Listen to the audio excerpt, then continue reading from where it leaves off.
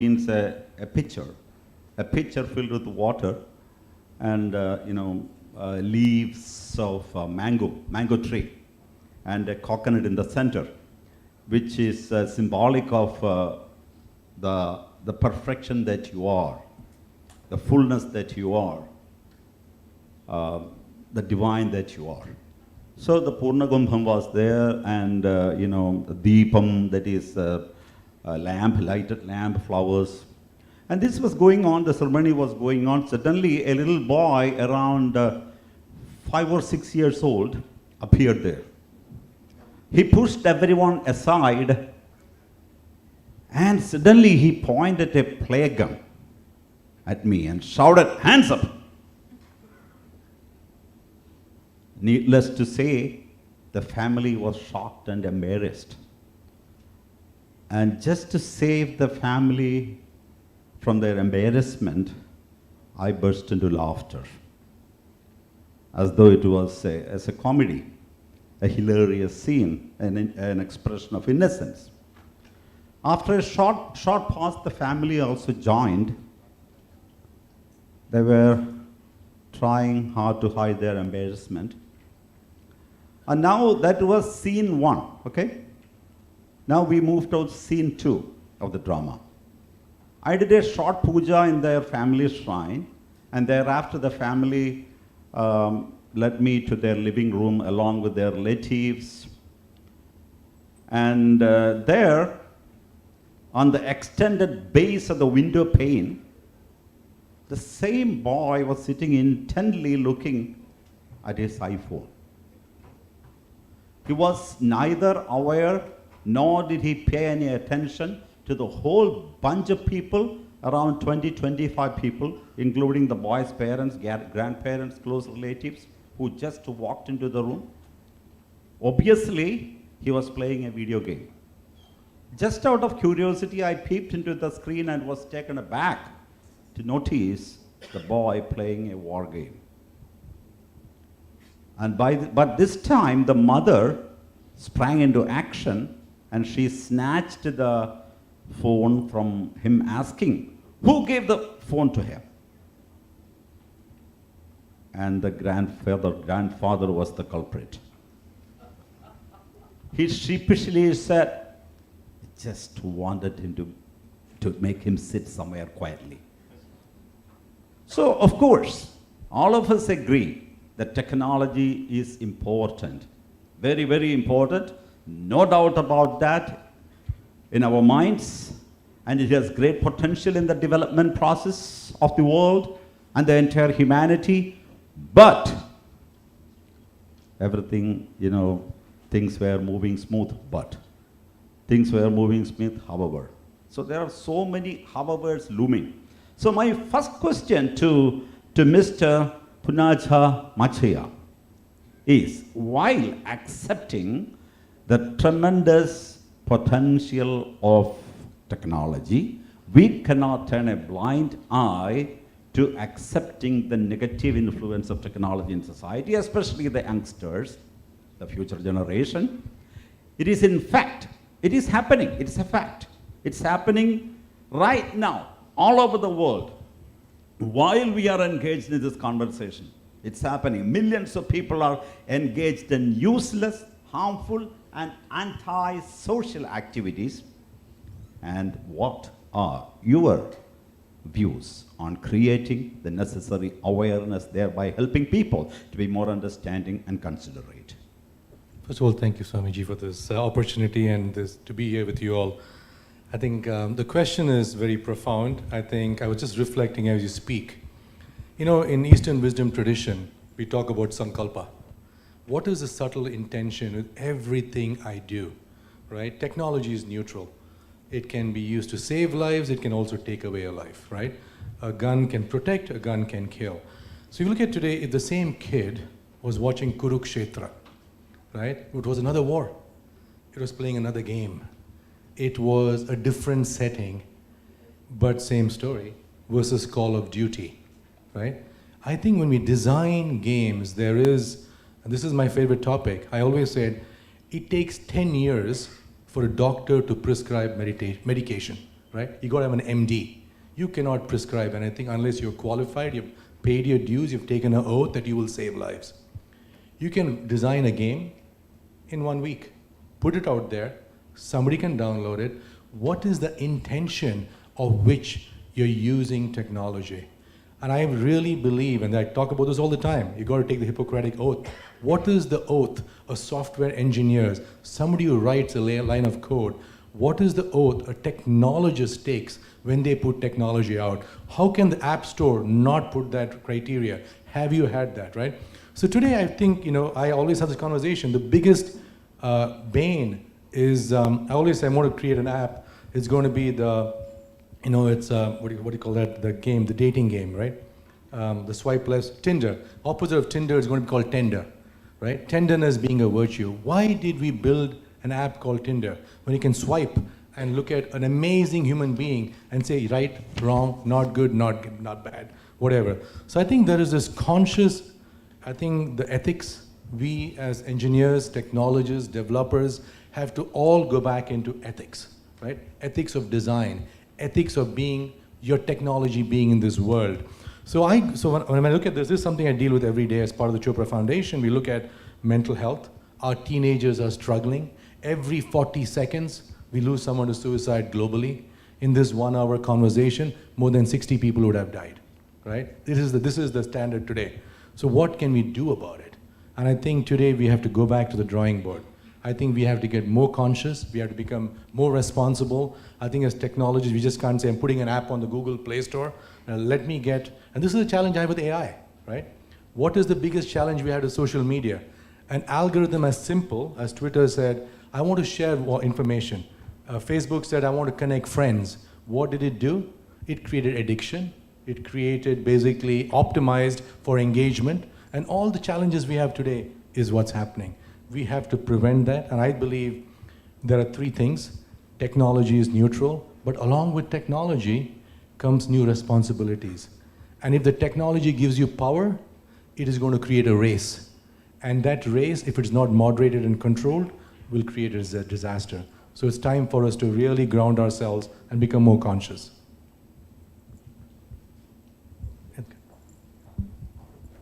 Okay, Mr.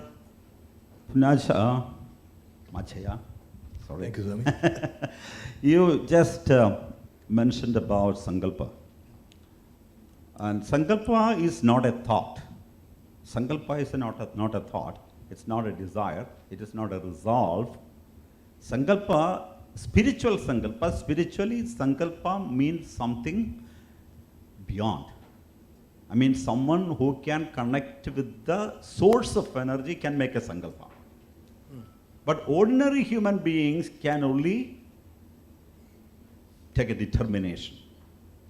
That determination, the purest form of determination is Sankalpa.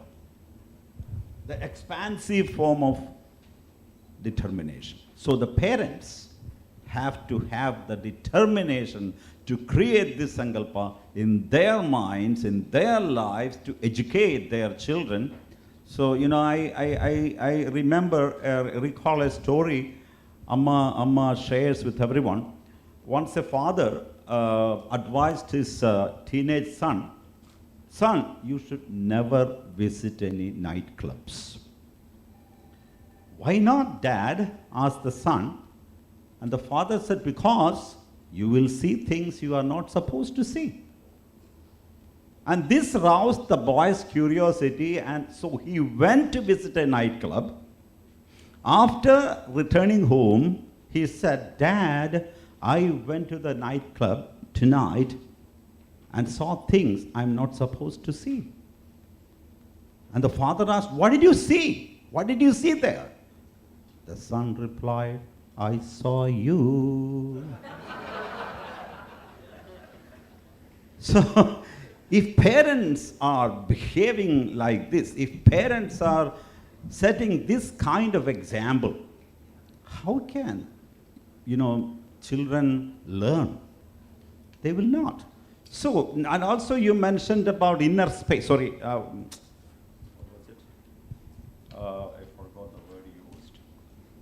I have it somewhere.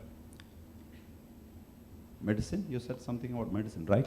Yeah, medication. Yeah, yeah. So then that, actually, you know, when you spoke about medicine, I suddenly remembered about meditation.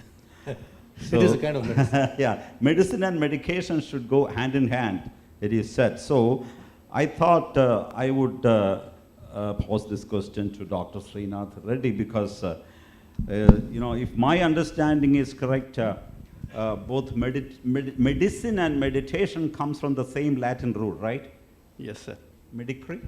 Yes, it does. Okay. So my question to you, doctor, is you very well know that technology plays a crucial role in saving lives and in performing otherwise impossible procedures. On the other hand, it is an undeniable fact that technology addiction and misuse are gnawing problems in today's world. What are your suggestions to educate and help people overcome the addiction? Pranam Swamiji. The case of the child that you described is now becoming increasingly common. We are seeing a world in which people are digitally hyperconnected, but emotionally disconnected. And that's where we must find solutions, where technology can be used for social good rather than for social disruption. I believe the creators of technology themselves will have to interpret the word value in a very different way. There are two definitions of value. Either it can be interpreted as a price tag that can be put on a product, or it can be looked at as an ethical torchlight in which we examine what the potential impact on society is going to be and use that in order to direct the processes and the products for optimal use to advance human civilization rather than undermine it. And therefore, it has to begin at that level where the society itself builds safeguards, even from the creation of the product itself, but certainly ensure that the deployment is not going to be causing harm. In fact, if you're really looking at what we are aiming at as a society, and you emphasized it in your opening remarks in the inaugural function, you emphasized harmony. But what technology should promote is harmony, not harm for money. And therefore, what we really should do is to ensure that these ethical values are imbibed even in the process of technology creation so that the products reflect those values.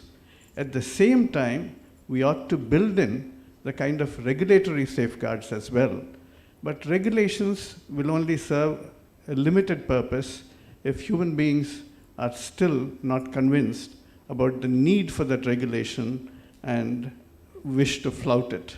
So essentially, we do need to ensure that the overall value system of society is built up. And there, I would say, I'll go back to your, again, statement about compassion. Compassion should be seen not as an expression of sympathy, but as of empathy, where we are not really looking at charity, but solidarity. If COVID taught us anything, we required social solidarity at the national level, we required global solidarity at the global level. And unless we bring in that spirit of solidarity in which human beings not only connect with each other in their daily lives, but depend upon each other for common survival and advancement of human civilization, we are likely to see humanity fragmented into individuals who are addicted to their digital devices. And therefore, I believe the value system needs to be definitely modified in favor that spirit of solidarity as the best expression of compassion. Doctor, you just mentioned about the emotional disconnection that we commonly see in the younger generation. So before coming back to you, I would like to request our dear friend and sister, Arya Jha.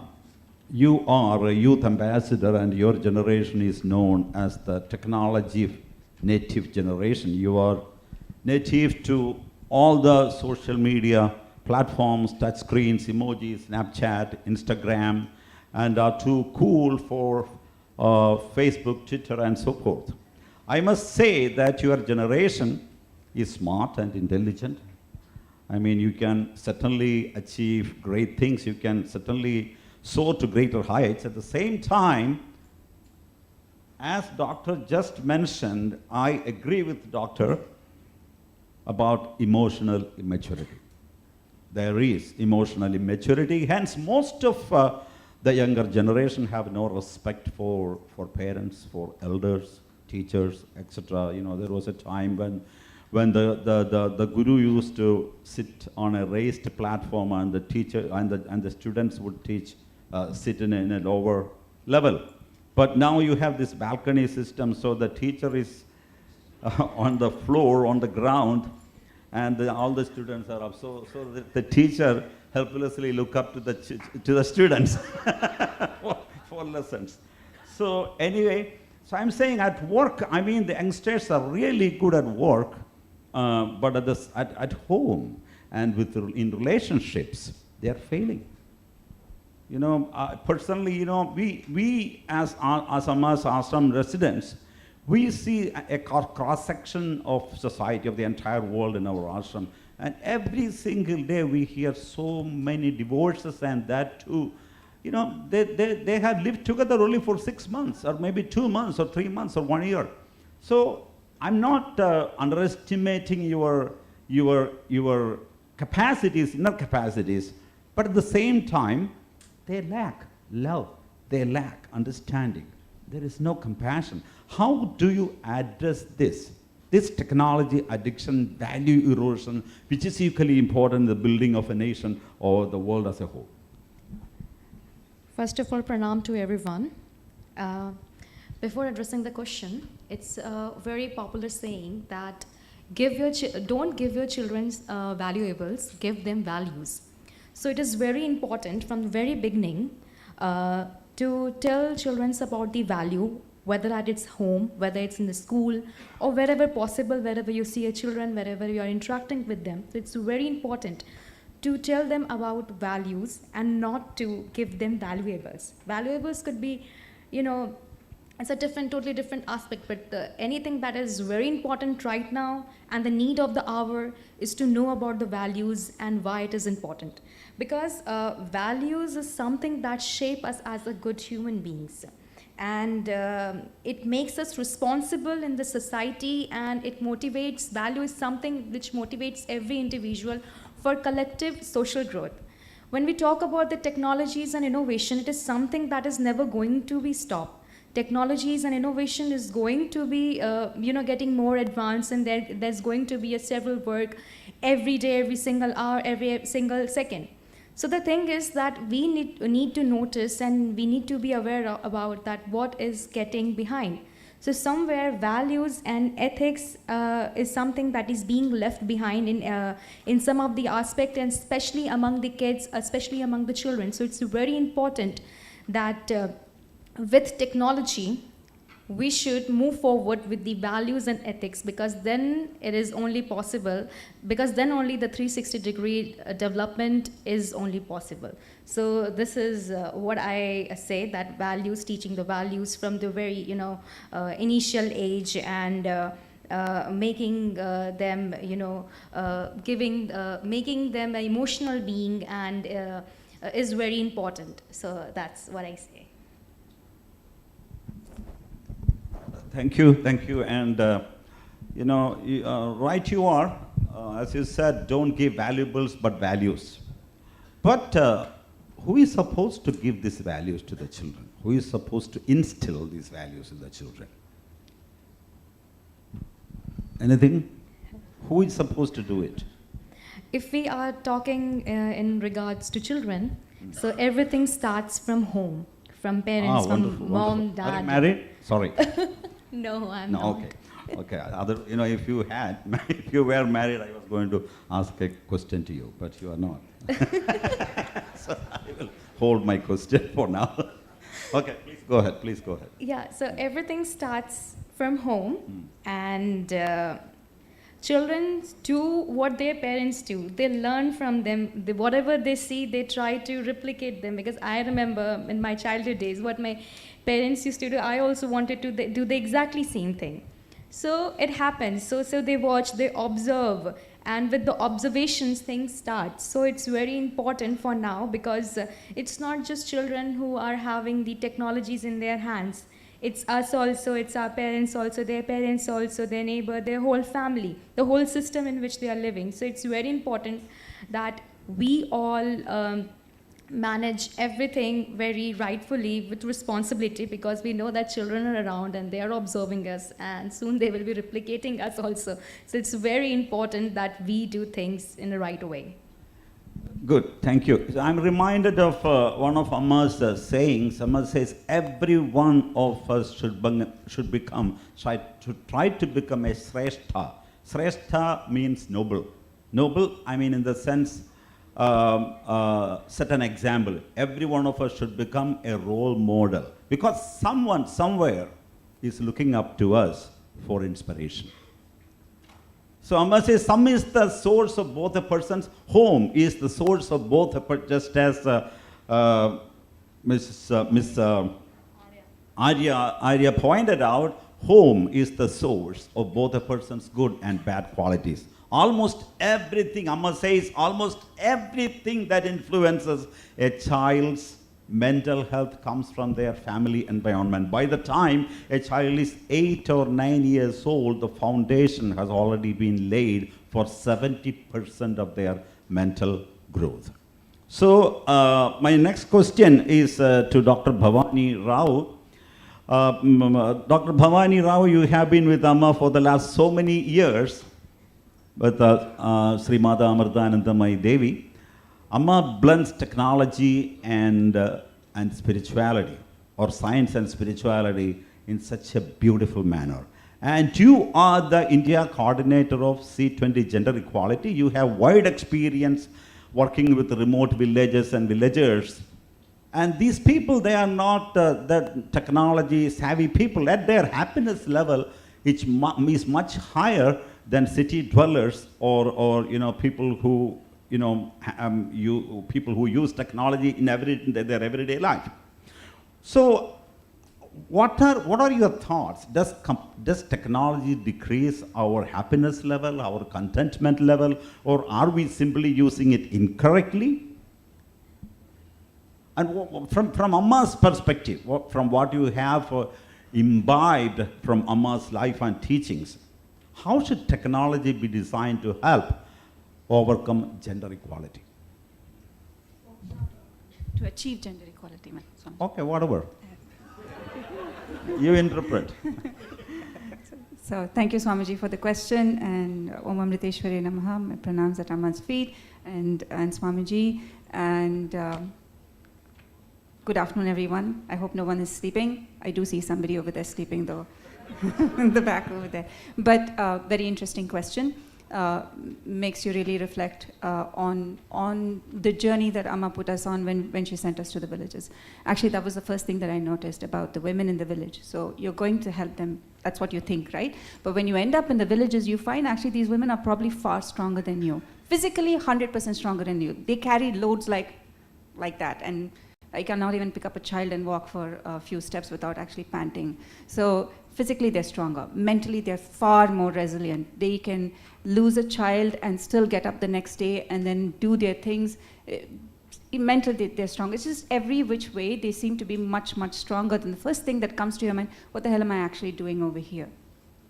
Why am I even here if these are really genuinely happy people? But then you start seeing other things too. You see a family sell off a girl child because of poverty. They sell the child off to prostitution.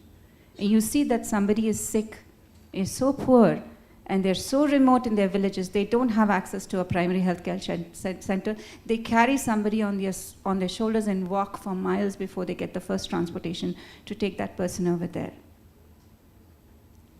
And you see these things, and you see drunk men, women working hard all day in the fields, and you see that the men, they're very happy.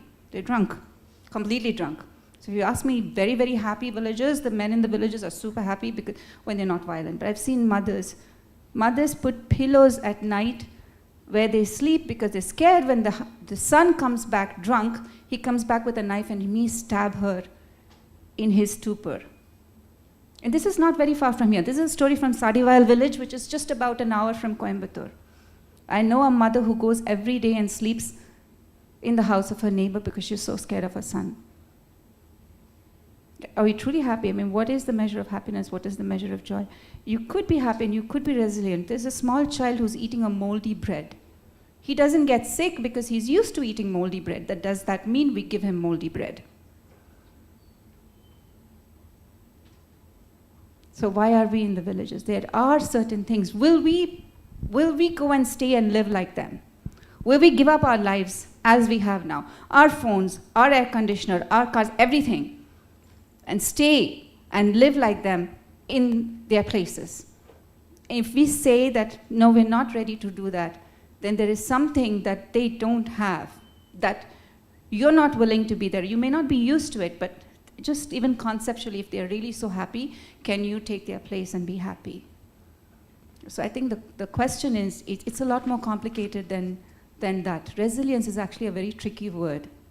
There's a whole community of people that do not like the word resilience because it then does not allow us to address grassroots problems. Resilience is a good thing. It's a part of a much bigger thing. It's not the only thing. And that is why we work in the villages. And that is why, of course, we use technology. And as a previous speaker said, technology is just an amplifier. It amplifies a good story, it amplifies a bad story, but the story is already there. There is some truth to how we should design technology. And again, I think, going back to some of the speakers, they mentioned about ethical considerations. But how do we know what is ethical? How do we know whether what we're doing is right or whether what we're doing is wrong? Because after all, it is a very complex system. You touch one thing, something else breaks. You think road is a development thing, right? So you build roads. So you have market access, great, but you also have the truckers that come in. When truckers come in, then you have chai shops, and then you have brothels, and then you have trafficking. Did you expect that? No. You think you're going to give a farmer access to water, so you dig a bore well, and you dig it 30 feet today, and then 60 feet, then 300 feet, and there is no water anymore. Your aquifers are dry. It's technology. You've given them technology. And technology was a good thing. You made them grow crops. They were much richer. But it's a complex system. You can't solve complex problems with simple solutions, and there is no silver bullet. There is no one answer. And technology, again, is only an enabler. It's only an amplifier. The story still remains the same, and the story is a complex story.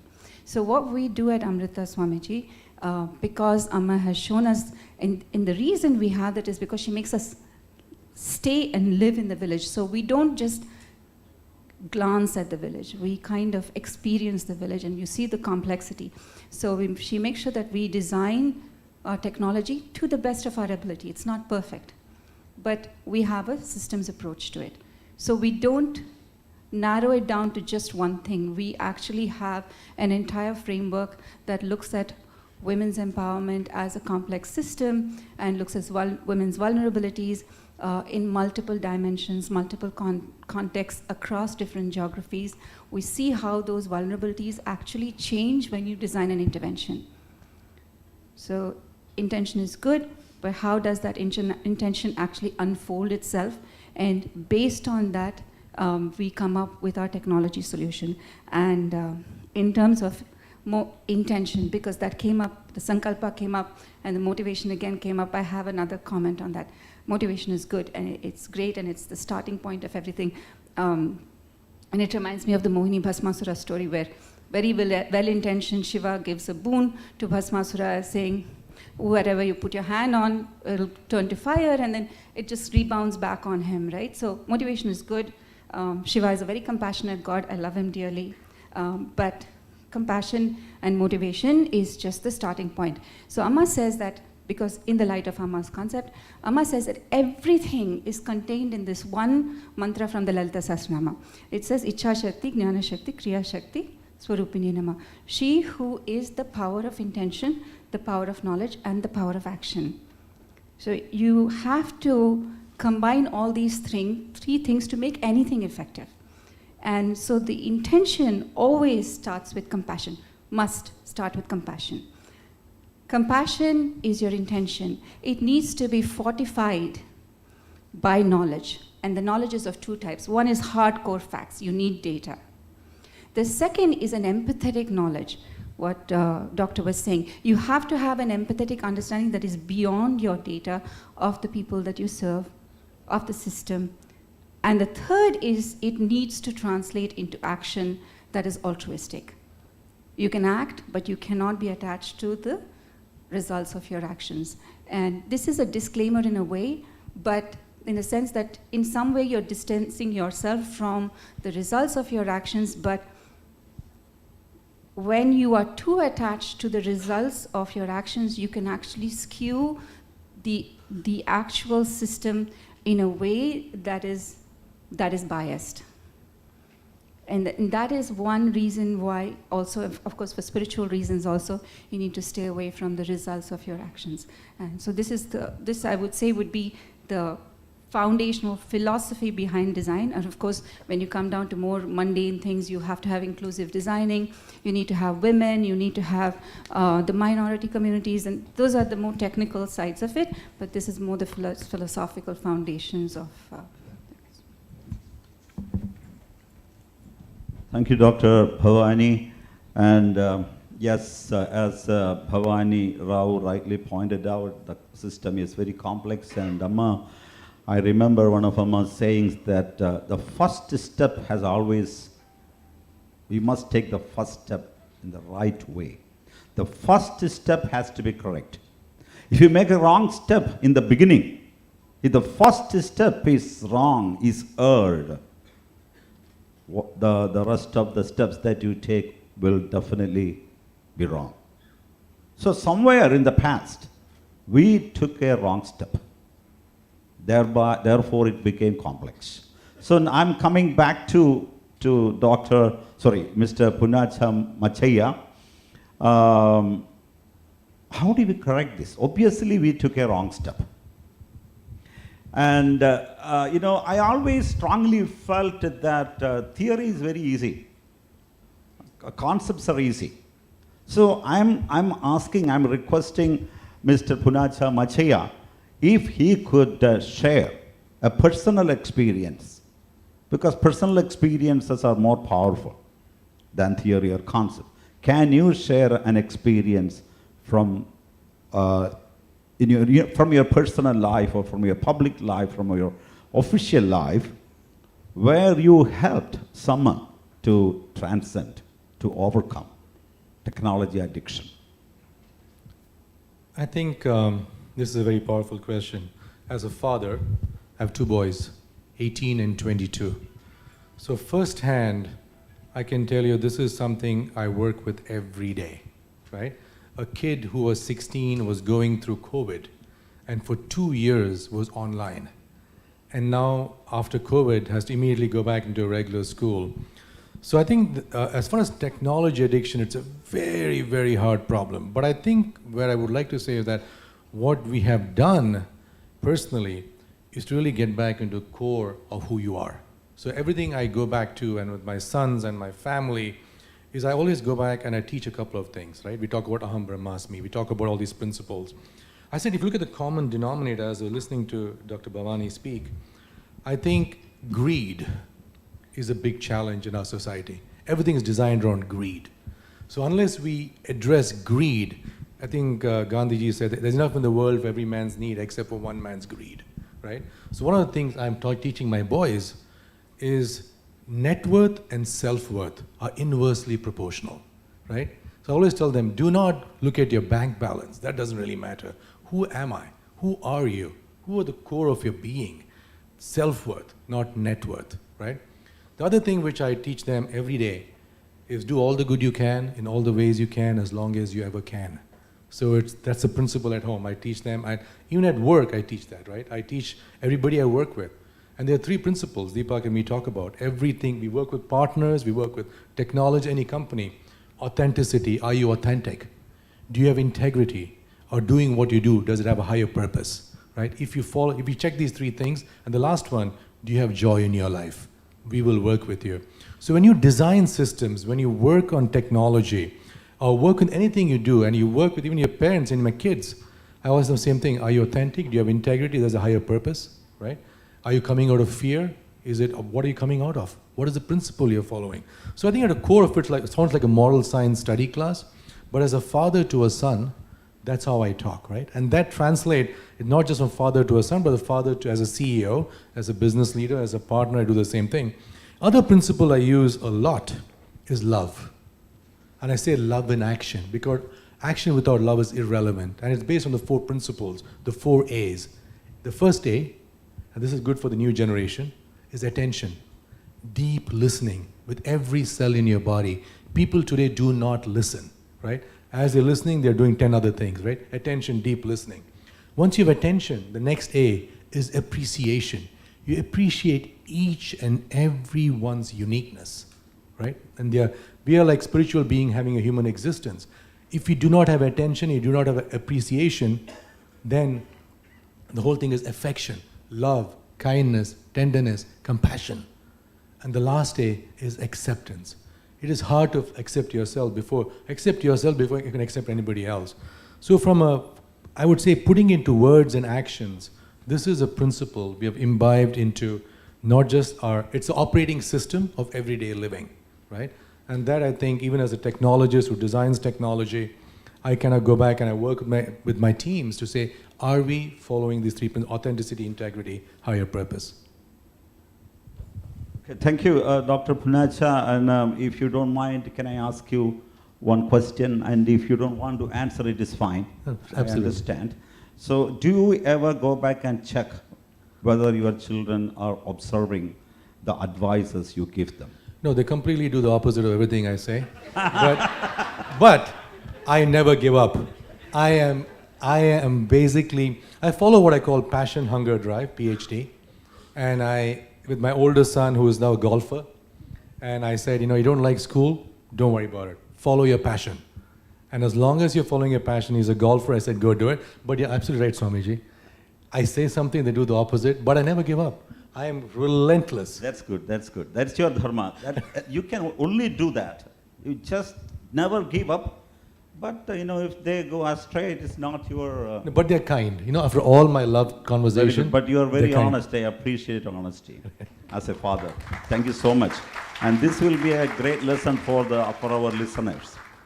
And now, Amma, again, once again, I would like to share Amma's teaching, one of Amma's teachings. Amma says, life should be balanced like a bird.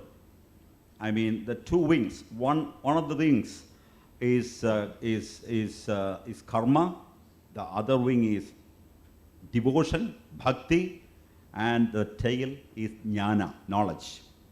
So 2 wings. One is karma, action. The other is devotion, love for your action. And the tail is knowledge, perfect knowledge, not information. Not gathering information, but knowledge means wisdom. So this is how you balance your life. Because the entire life, whatever you do, is just a balancing, and without love, nothing is possible.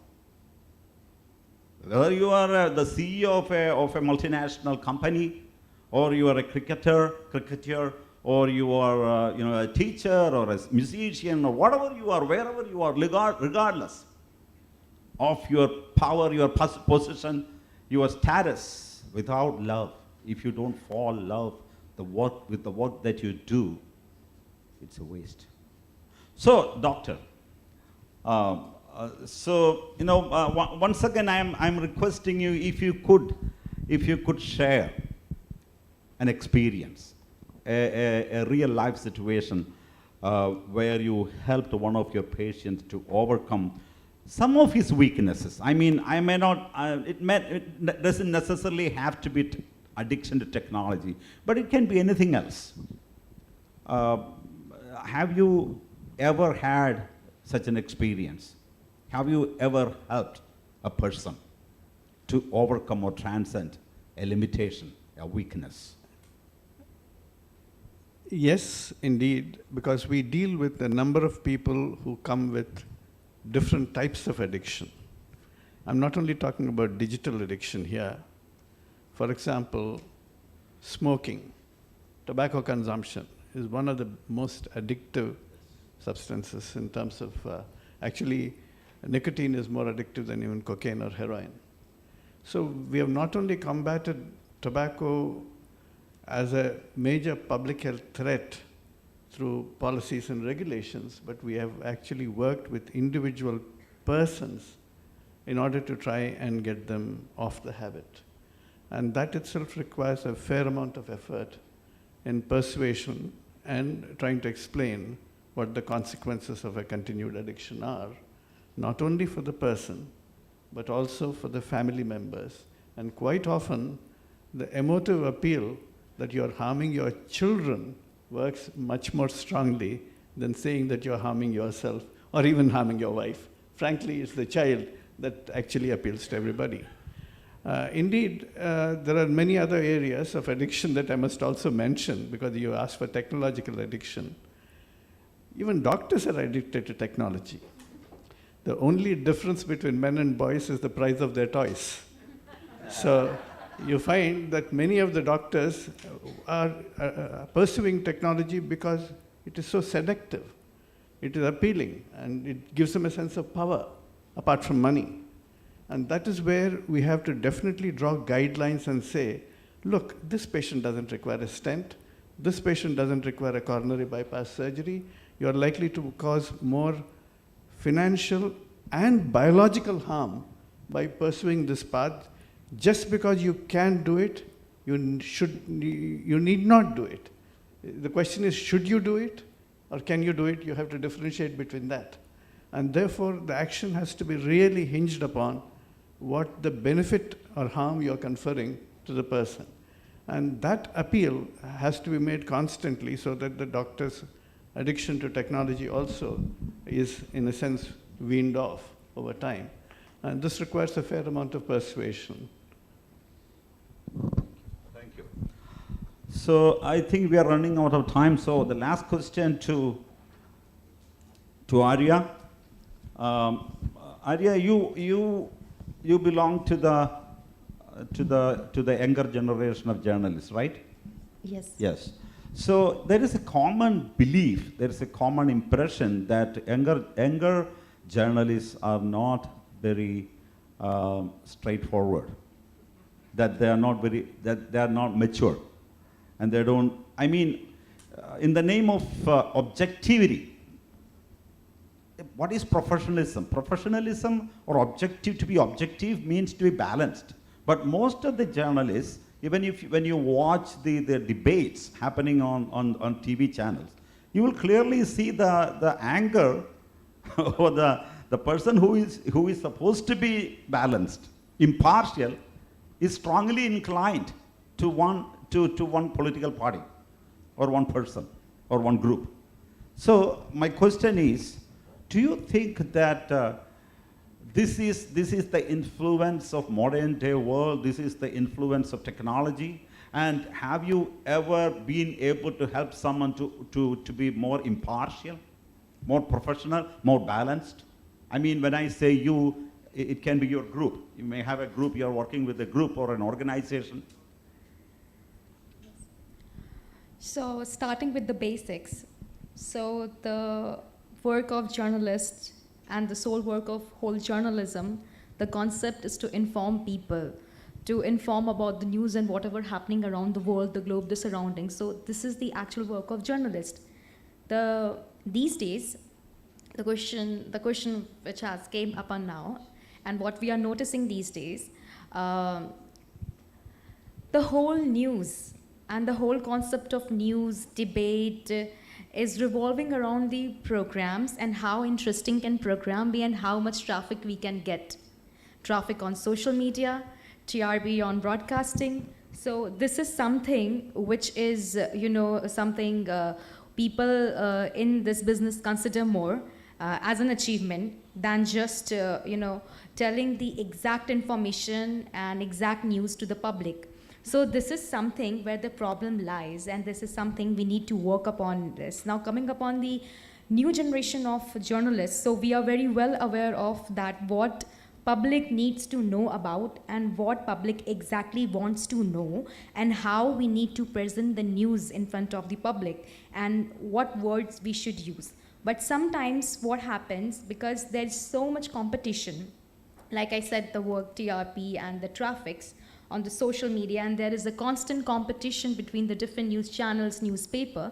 So sometimes, as we are talking about the values and ethics, and the person who should be balanced is not balanced during the debates, and also because there is so much of competition, these things sometimes fluctuates.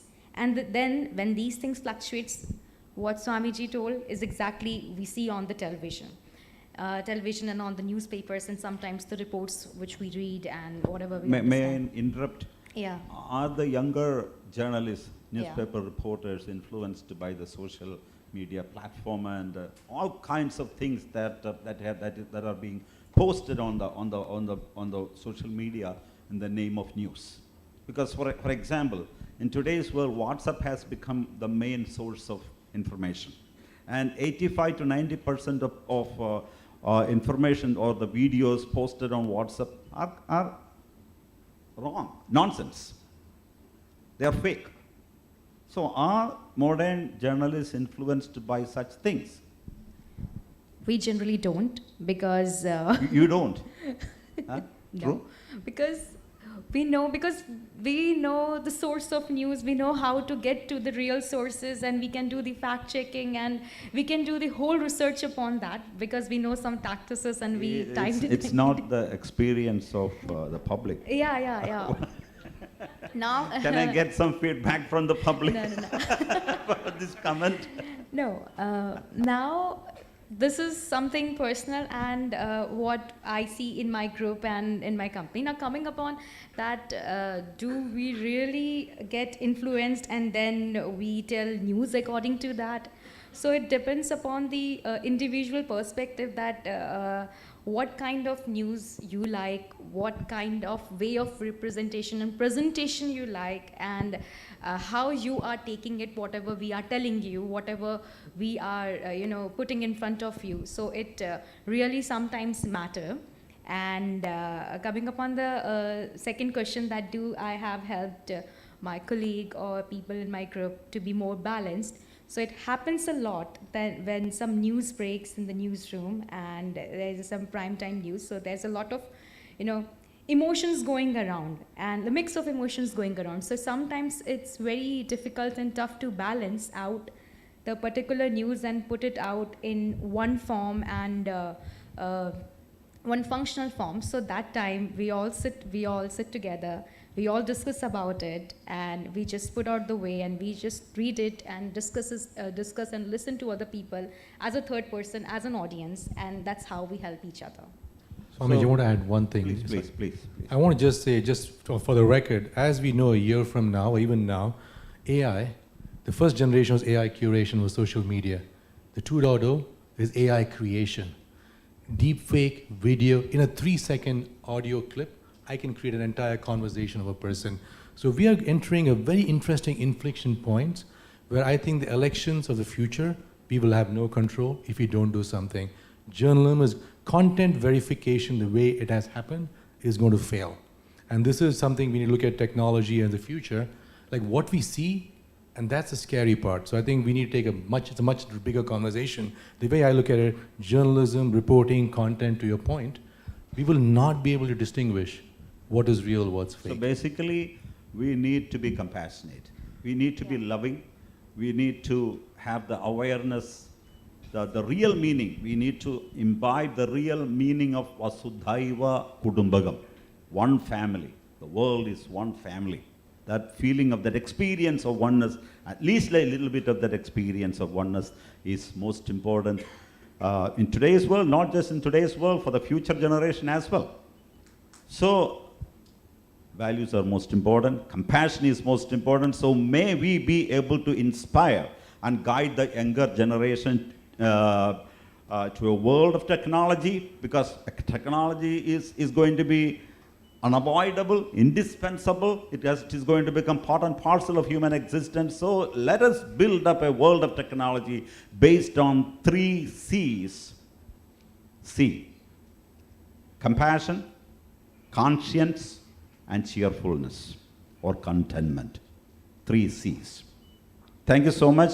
Thank you, Mr. Punacha Machaya, Dr. Srinath Reddy, Ms. Arya Jha, and Dr. Bhavani Rao, and thank you so much for your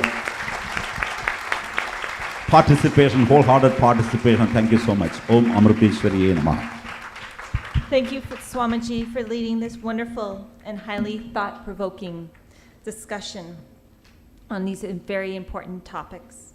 And thank you to our distinguished panelists for sharing their insights and knowledge on these many, many very important subjects that we're discussing here today. I would like to kindly request Swamiji to give our token of thanks to Mr. Punacha Machaya.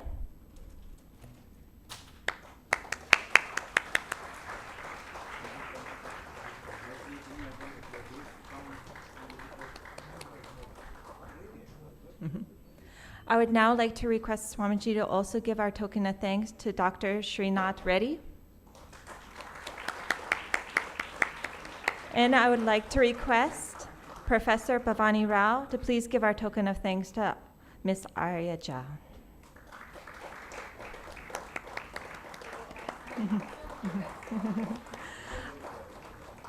I'm now going to turn the mic over to Dr.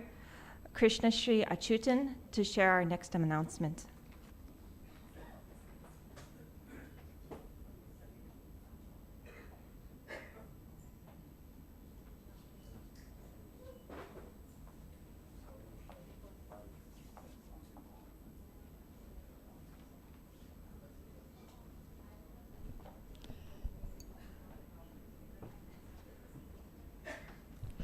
I'd like to request our sponsors to kindly come on stage to receive our token of appreciation from Swamiji.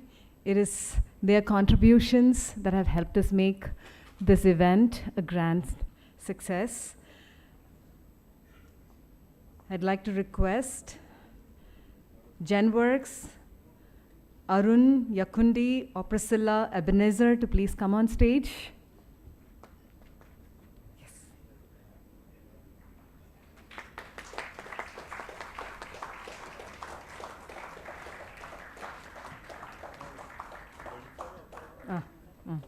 I'd also like to request Mr. Mahalingam Ramaswamy, founder and MD of Netcon.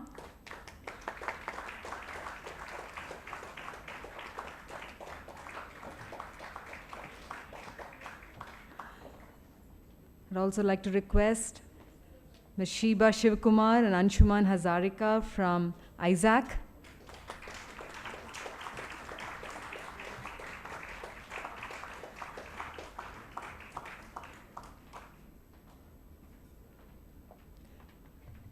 There were several more that could not be here with us today, but we totally, truly acknowledge their contributions for C20, for making this event highly memorable for all of us and all the participants. Thank you, Swamiji.